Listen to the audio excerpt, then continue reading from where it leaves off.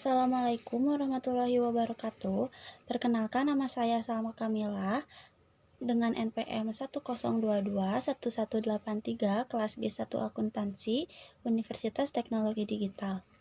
Di sini saya akan menjelaskan tentang formulir elektronik. Formulir atau form adalah dokumen yang digunakan untuk merekam terjadinya transaksi.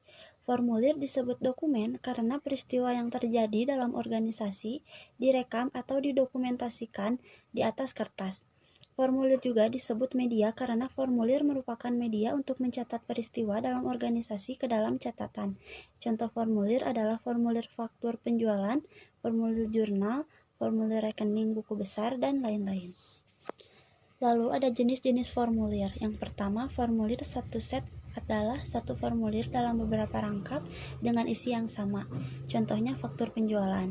Yang kedua ada formulir continuous, berbentuk beberapa lembar dibatasi perforasi dan dapat disobek bila diperlukan. Contoh printer komputer. Yang ketiga, formulir tanpa karbon adalah beberapa tembusan yang dapat diisi sekaligus tanpa kertas karbon. Contohnya tiket pesawat. Yang keempat, formulir dengan tinta magnetis adalah formulir yang dapat dibaca oleh alat input untuk langsung diproses dalam komputer.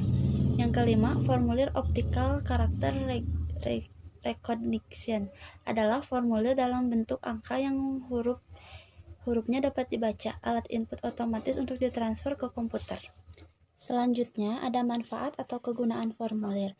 Yang pertama, untuk menentukan hasil kegiatan. Contoh, pekerjaan pembuatan distribusi dan laporan untuk pimpinan. Yang kedua, untuk menjaga aktiva-aktiva dan utang-utang perusahaan. Contohnya, penggunaan rekening-rekening sehingga dapat diketahui masing-masing saldo rekening. Yang ketiga, untuk memerintahkan suatu pekerjaan. Contohnya, surat perintah pengiriman barang, surat perintah pembelian barang untuk dibelikan barang yang dibutuhkan. Yang keempat, untuk penyusunan rencana kegiatan, penilaian hasil, dan penyesuaian rencana-rencana. Contohnya, rencana produksi untuk menilai kegiatan produksi dan untuk mengadakan perubahan terhadap rencana. Selanjutnya, ada penggolongan formulir. Yang pertama, formulir menurut sumbernya. Ada formulir yang dibuat dalam perusahaan, lalu formulir yang dibuat dalam perusahaan dan dikirim kepada pihak luar perusahaan. Lalu, ada formulir yang diterima dari luar perusahaan. Yang kedua, formulir menurut tujuan penggunaannya. Yang pertama, ada formulir yang dibuat untuk meminta dilakukannya sesuatu tindakan oleh unit organisasi lain. Yang kedua, ada formulir yang digunakan untuk mencatat tindakan yang telah dilaksanakan. Yang terakhir, ada manfaat formulir elektronik. Yang pertama, tidak pernah kehabisan formulir karena ditayangkan dalam layar komputer. Yang kedua, tidak pernah ketinggalan zaman.